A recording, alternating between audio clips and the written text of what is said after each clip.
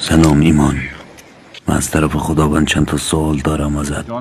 آیا شما نماز میخوانید؟ نه. قرآن میخوانید؟ نه. خمس و زکات چه میدهید؟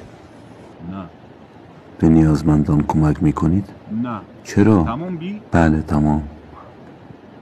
آیا موت ما باج راه راستی آشدت؟ خیر. آیا وتم یه پید فره بیامه داد؟ خیر.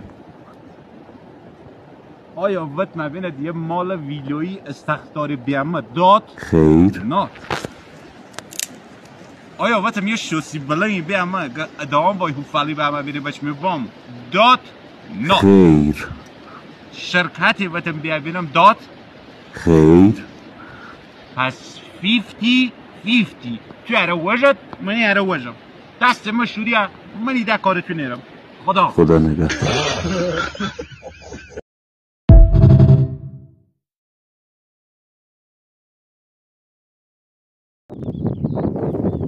اینم از آبیاری قطره‌ای